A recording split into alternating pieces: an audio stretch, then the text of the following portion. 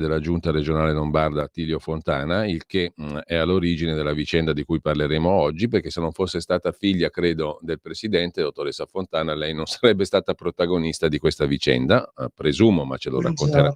ce lo racconterà meglio lei, e buongiorno innanzitutto a lei. Insieme all'avvocato Fabio Schembri, che credo molti dei nostri ascoltatori e ascoltatrici conoscano per tutt'altre questioni, e che è in questo caso l'avvocato difensore della dottoressa Maria Cristina Fontana, dell'avvocato Fontana. Buongiorno anche a lei, avvocato Schembri, grazie. Buongiorno a tutti, buongiorno. Allora, stiamo parlando di una vicenda che riguarda l'avvocato Fontana e la trasmissione televisiva Report. Ancora oggi ho fatto una piccola ricerca, come può farla chiunque, naturalmente, c'è in rete un servizio. Se voi siete d'accordo io lo manderei comunque, no? Perché poi tutto origina da lì. Sono, mi pare, dottoressa Fontana, 2 minuti e mezzo circa di servizio, nei quali si adombrano cose turpi, cose gravi, cose losche nei suoi confronti, in quanto figlia del presidente della regione Lombardia. Io sorrido perché poi racconteremo in dettaglio la vicenda e scopriremo che queste cose losche a quanto pare lo sono molto meno di quanto non fosse adombrato in questo servizio della trasmissione Report su Rai 3, che come sappiamo è una trasmissione che scoperchia gli scandali, veri o presunti. In questo caso lasceremo poi a chi ci ascolta di valutare se gli scandali siano veri o presunti. Se lei è d'accordo, dottoressa, sentiamo il servizio. Credo che lo abbia già visto 100.000 volte, che le abbia fatto girare... E mi arrabbio terribilmente tutte le volte, però... Allora, se lei permette, la facciamo arrabbiare anche stamattina. È d'accordo? Benissimo.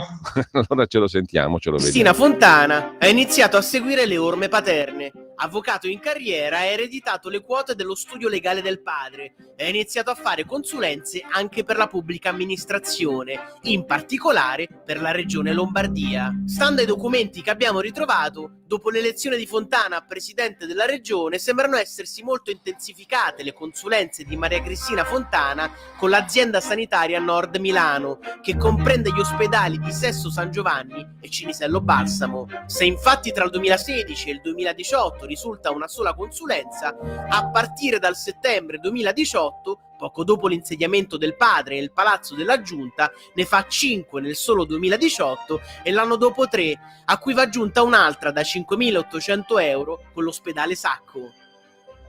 Queste sue consulenze si intensificano proprio nel momento in cui suo padre diventa presidente della regione Lombardia dal 2018. Questa è un'affermazione molto grave e molto falsa, per cui se la ripete assumerà le responsabilità. Guardi, noi abbiamo controllato e si intensificano dal 2018, dal 2016 praticamente ce n'è soltanto una. Questo non è assolutamente vero, comunque lei non si deve permettere di telefonare così, anche perché io sto lavorando.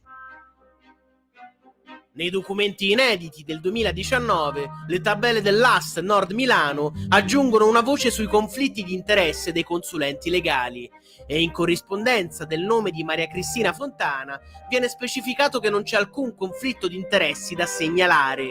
Nell'aprile 2020, invece, in piena emergenza Covid, la dirigenza dell'ospedale trova il tempo di riunirsi ed estendere l'elenco degli avvocati abilitati a fare consulenza legale per l'AS Nord Milano.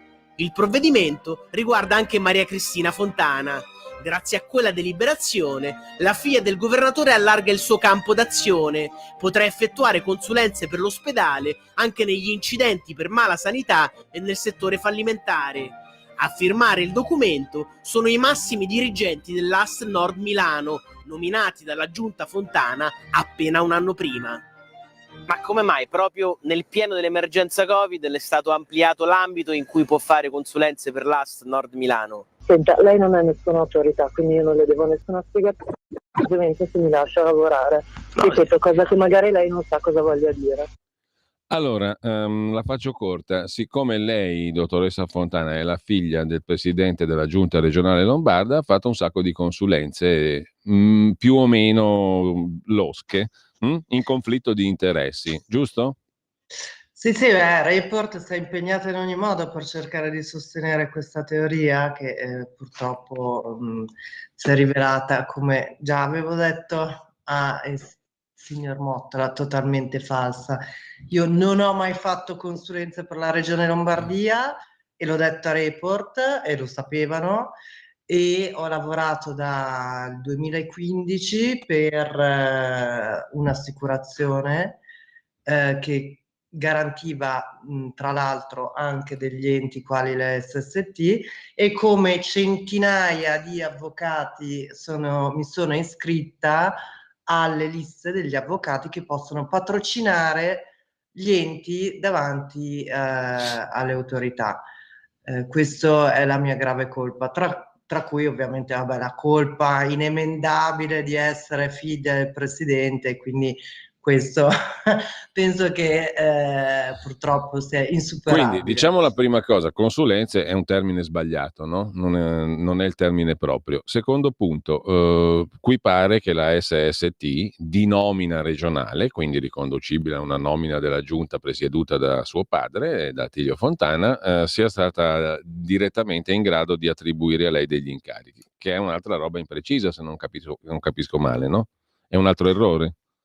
Allora, assolutamente, perché non c'è stato alcun ampliamento di competenze e tra l'altro non hanno trovato il tempo di riunirsi durante la pandemia, ma era una delibera già del 2019, quindi un procedimento amministrativo che è iniziato nel 2019 e si è concluso nel 2020. Non c'è stato alcun tipo di estensione di competenze come sostiene Report, ma c'è stata una specificazione. Le faccio un esempio proprio banale per farsi capire. Prima le ASL, le ASST o gli enti suddividevano gli avvocati tra civilisti e penalisti, poi hanno detto sai cosa c'è, ormai il mondo va avanti, forse è arrivato il momento che anche gli avvocati civilisti vengano inquadrati un pochino più per settore, quindi ci sono gli avvocati civilisti che si occupano delle medical malpractice, delle procedure fallimentari, del civile puro, e quindi il civile è stato diviso in sottocategorie. Io ho continuato e sono tuttora un avvocato civilista, ho iniziato a fare corsi sulla medical malpractice dal 2012, ho fatto ero in uno studio quando ho fatto pratica che si dedicava all'attività della medical malpractice, ma questo ovviamente a Report non interessava. Ecco, quindi in soldoni l'incarico non è che viene dato a lei da un ente che di derivazione o di nomina regionale, bensì da un'assicurazione alla quale l'azienda sanitaria si affida, come potrebbe affidarsi a tante assicurazioni diverse, per le proprie cause, se non ho capito male, no?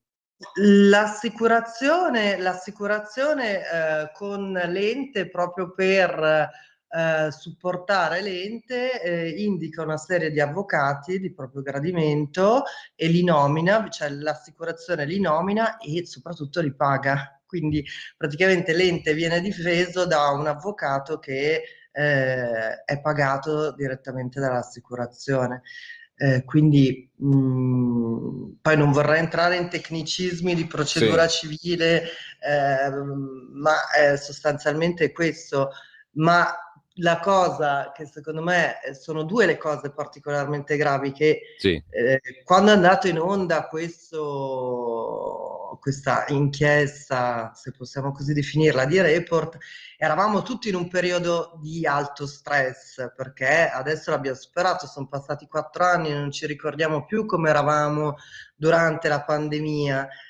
Quindi nell'ottobre del 2020, con la tensione che c'era, andare ad fare affermazioni così pesanti, seppur sapendo che la realtà dei fatti non era così, perché era già stata data tutta l'evidenza documentale, secondo me assume una gravità ulteriore, cioè che va oltre dal tecnicismo di chi ha pagato chi, le mie consulenze, anche perché poi sembra che queste consulenze siano consulenze milionarie. Non è così, ho svolto degli incarichi legali, quindi io ho fatto un'attività che consiste nella difesa di un ente davanti a un tribunale, ci sono tutti i documenti, ci sono tutti i processi e non si sta parlando, quindi ho lavorato Stiamo parlando di cifre assolutamente di milioni di euro, ma di poche migliaia di euro. Di cifre modeste che sono il normale compenso di un avvocato in queste cause, no? Sostanzialmente.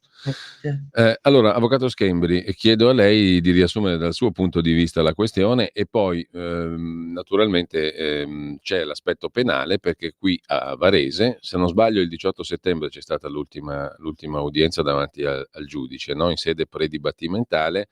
Si discute di un'accusa nei confronti di Report, di Sigfrido Ranucci, il conduttore, e Giorgio Mottola, l'inviato che abbiamo sentito prima nel suo servizio dell'ottobre 2020, per diffamazione aggravata nei confronti della dottoressa Fontana.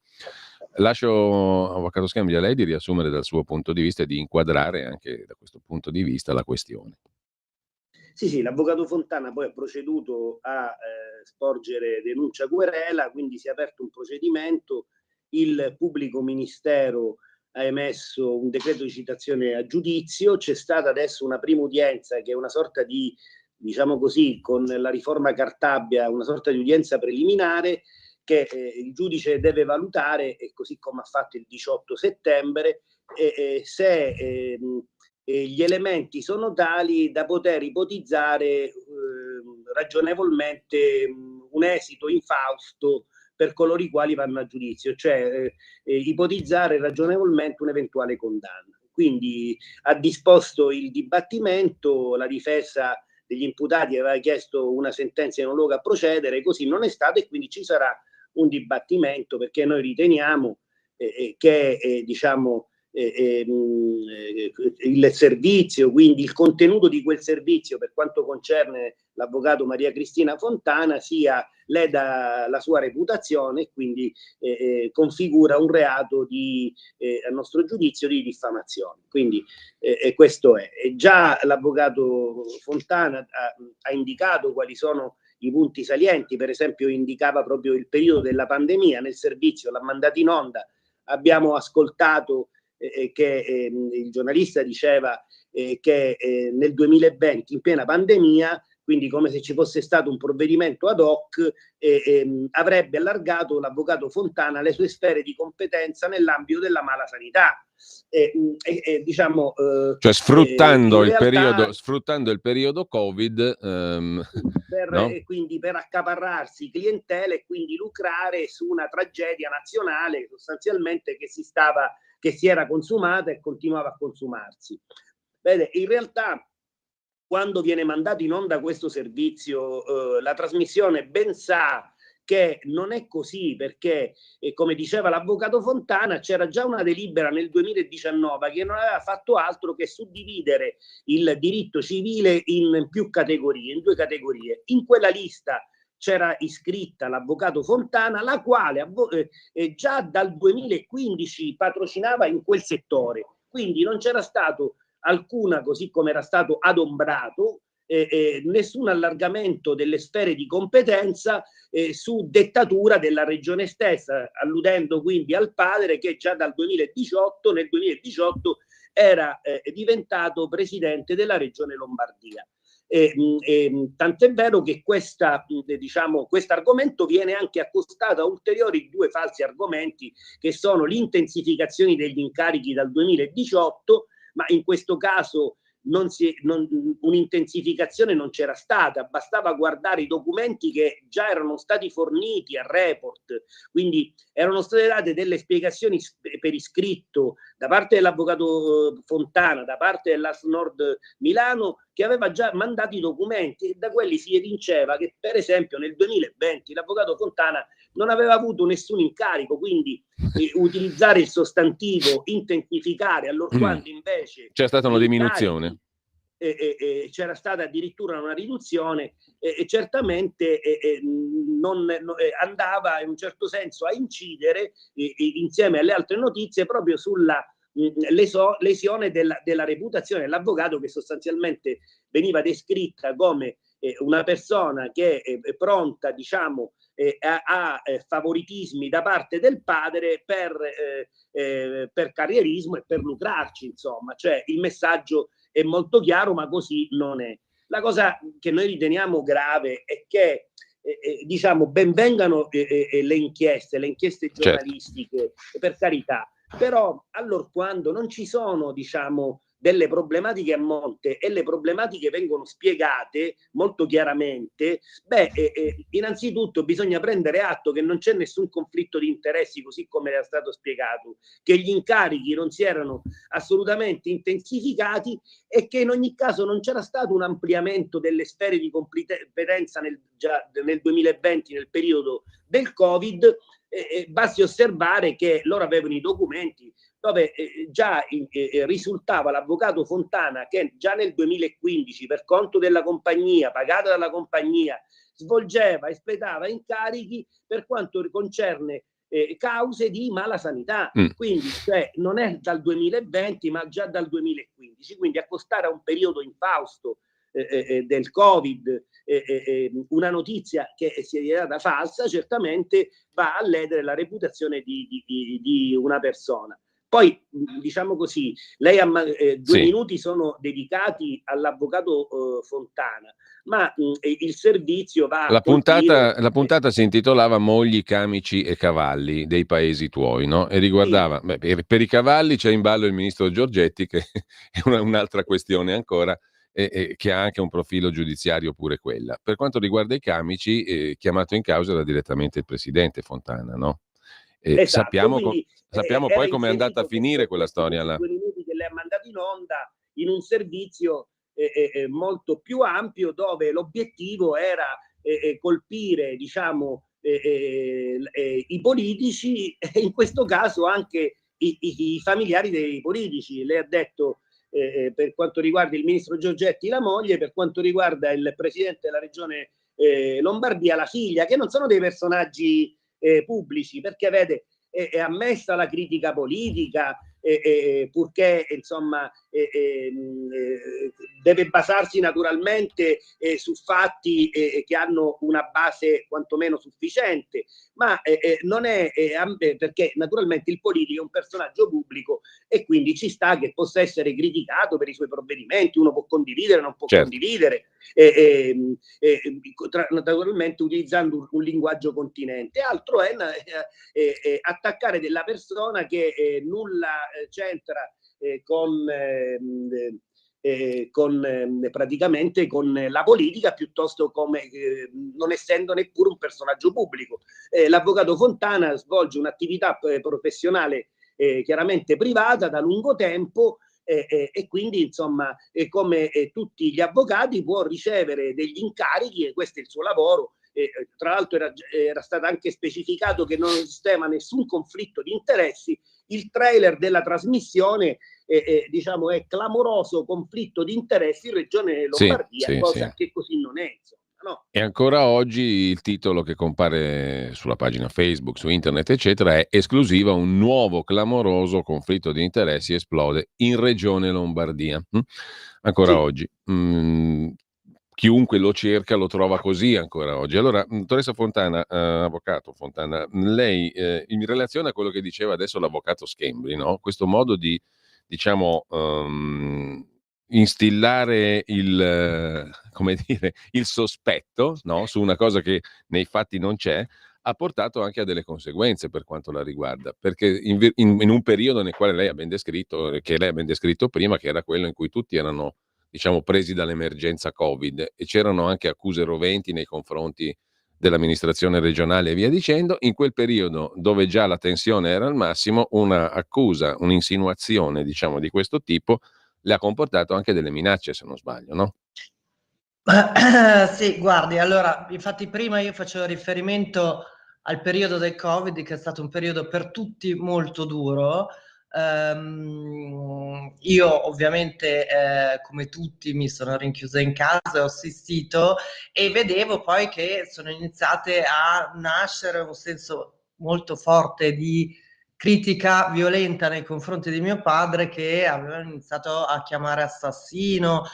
Sono partiti tutti i procedimenti che poi sono finiti tutto in nulla, però al momento c'era questa forte tensione e io ho ricevuto ripeto, pur essendo una persona che non ha alcun tipo di ruolo pubblico, non ha una vita pubblica, faccio l'avvocato in provincia in maniera molto tranquilla e evito qualsiasi tipo di esposizione. Nonostante ciò, ho ricevuto delle minacce di morte anonime direttamente in studio.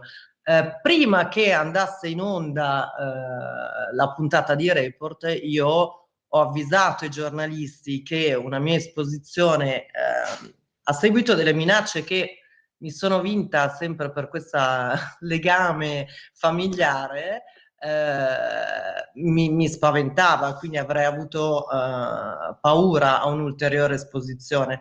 Ho avvisato la redazione, la quale comunque mi ha risposto che non era un loro problema e che comunque il diritto di informazione superava qualsiasi cosa e quindi anche i miei eventuali timori non erano un loro problema. Ovviamente a seguito del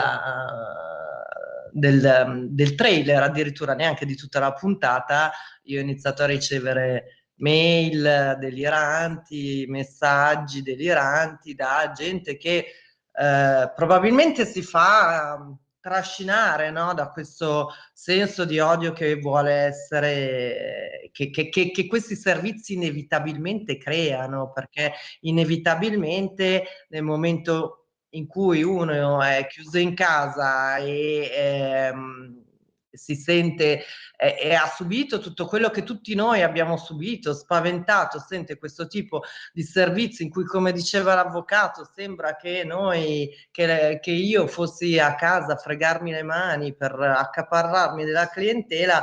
Ecco, magari qualcuno può prendere l'iniziativa di reagire, no? Di scrivermi, di insultarmi, di rigare, di attaccarmi la cicca alla macchina, tutte cose simpatiche di questo tipo.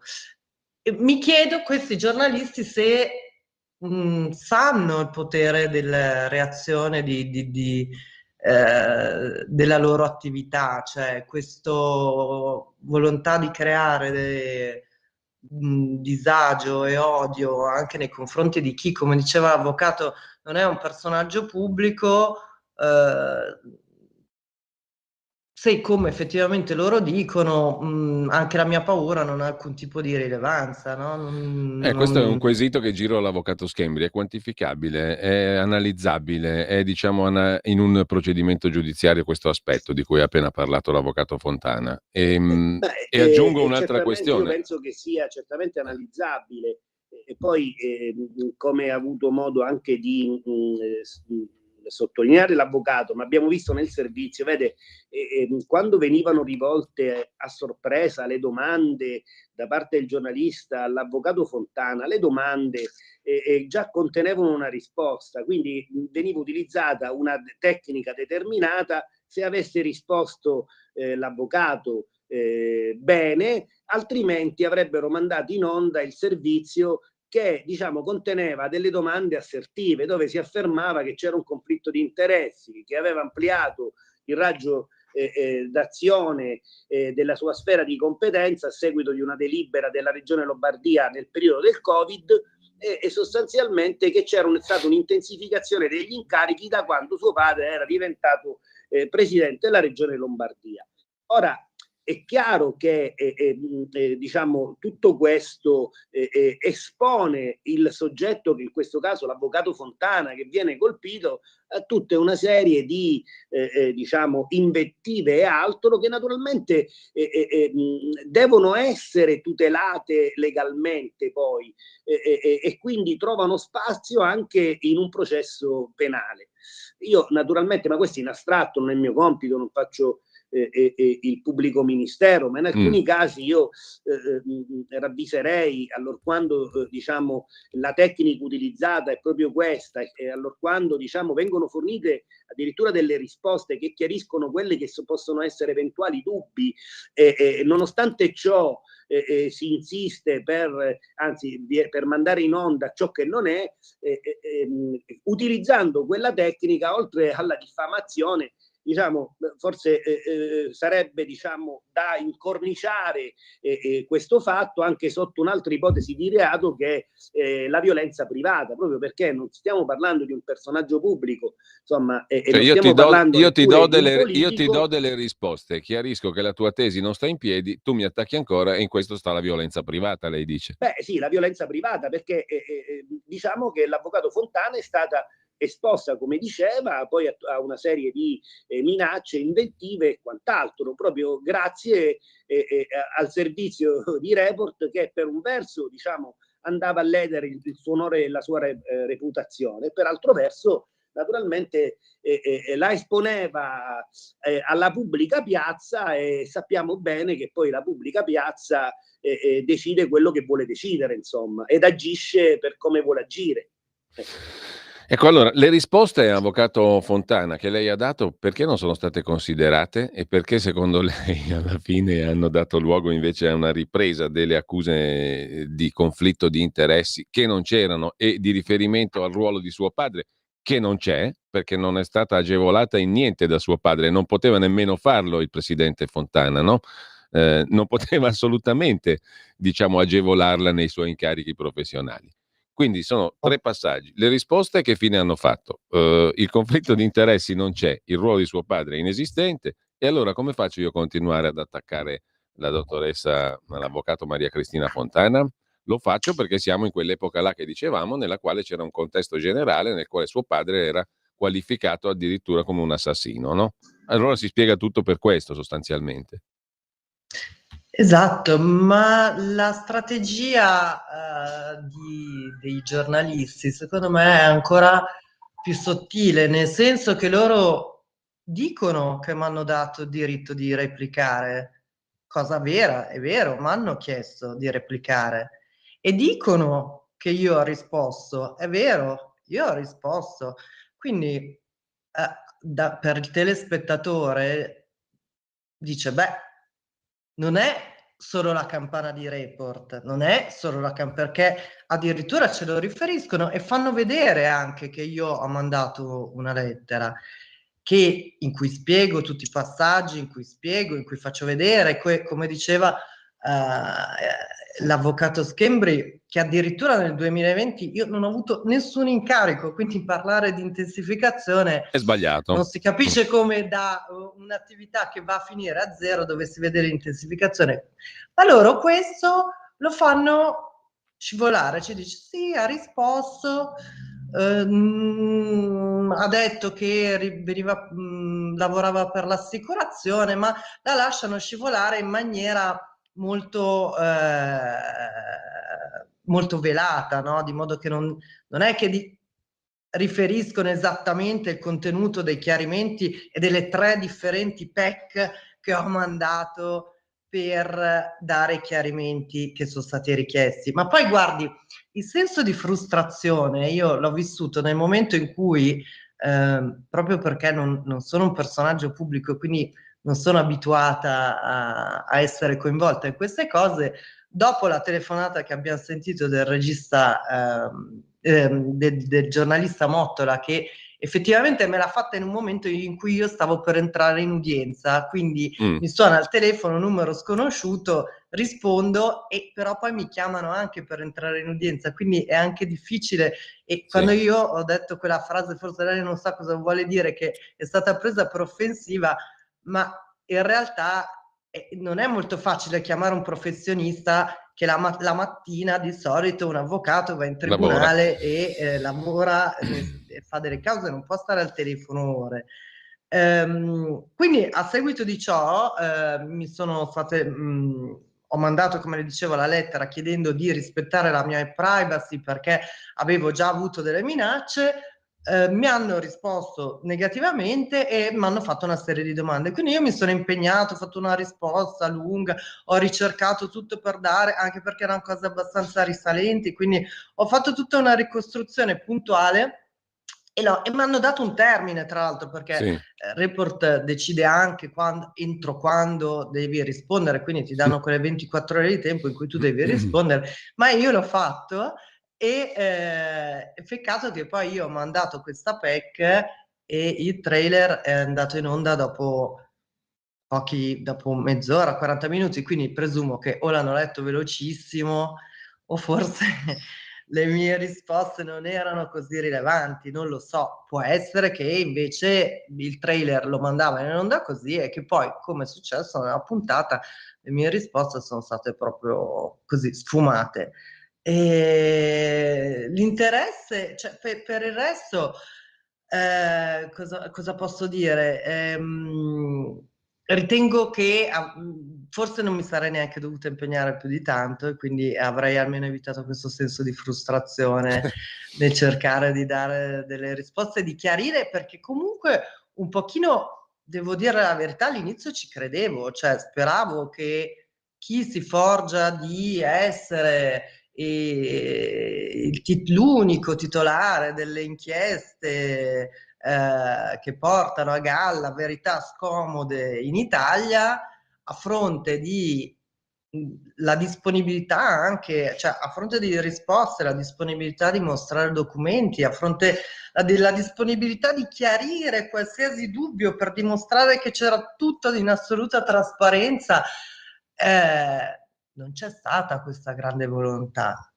E se posso aggiungere, come ha rilevato durante l'udienza il collega Schembri, dopo 4 anni non ho neanche ricevuto una telefonata di scuse dicendo ma guardi, forse per una volta siamo stati un po' superficiali nel trarre le nostre conseguenze, può capitare, però questo non c'è stato, quindi a questo punto io ritengo che debba, oltre a dover tutelare la mia reputazione, la mia onorabilità, perché insomma dopo anni sarei anche un po' stufa solo per il fatto che ho questo legame di parentela, di poter essere presa di mira così, perché ho un legame di parentela e quindi siamo in Italia, e quindi siccome siamo in Italia fai le consulenze e t'arricchisci al danno della cittadinanza. Non è così, non è così. Poi c'è questo aspetto molto rilevante, adesso dobbiamo chiudere perché sono già le 9:02, ma c'è questo aspetto rilevante della risposta documentata che lei ha fornito, e se io esamino i documenti poi devo darne anche conto oggettivamente. No, avvocato Schembri, questo è un elemento rilevante. Ha sottolineato bene l'avvocato Fontana, proprio diciamo quando si parlava di violenza privata, cioè vede questo modo di fare giornalismo, che per un verso va bene fare il giornalismo d'inchiesta, però per altro verso non è un organo di polizia, cioè il servizio pubblico non è un organo di polizia. Stiamo parlando della RAI. Deve dettare i tempi entro 24 ore, rispondimi, trovami i documenti, e già questo per me è grave, insomma, voglio dire, perché presuppone che se uno non dovesse farlo entro 24 ore, quel servizio va in onda con delle notizie inesatte che invece il giornalista dovrebbe è tenuto a riscontrare, ma la cosa ancora più grave è proprio che i documenti sono arrivati, le risposte sono arrivate e Report non ha tenuto conto di quello che era documentato, gli era stato spiegato perfettamente, non solo dall'avvocato Fontana, ma anche dall'AS Nord Milano, che non esisteva assolutamente un conflitto di interessi. Gli era stato spiegato che gli incarichi e i documenti ne davano atto non si erano intensificati, i documenti davano anche atto che c'era una delibera non nel 2020 ma nel 2019 che non aveva in ogni caso ampliato le sfere di competenza dell'avvocato Fontana. Il conduttore dallo studio si è limitato a dire sì che aveva risposto, ma per esempio ne faccio una, nulla ha detto, ha sottolineato il conduttore sul conflitto di interessi, quando in realtà c'era scritto ed era stato documentato l'insussistenza del conflitto di interessi. Quindi questo diciamo è poi perseguire quello che è il tuo pensiero in modo ostinato, senza considerare che così non è. A danno dei fatti che dovrebbero essere il fondamento dell'attività giornalistica, peraltro. Va anche detto che il servizio legale della RAI lo paghiamo noi, il servizio legale dell'avvocato Fontana se lo paga lei. E questo è un altro discorso ancora. Comunque io ringrazio l'avvocato Maria Cristina Fontana e il suo difensore Fabio Schembri. La prossima udienza mi sembra fissata a febbraio, no? Sì, è corretto. Bene, allora ci risentiremo, perché questa qui è una vicenda, diciamo, magari non di prima pagina, secondo i criteri dell'informazione ufficiale, però per me lo è, perché è la fotografia di come siamo combinati male, mi viene da dire, di come siamo combinati male come paese, come informazione. Grazie.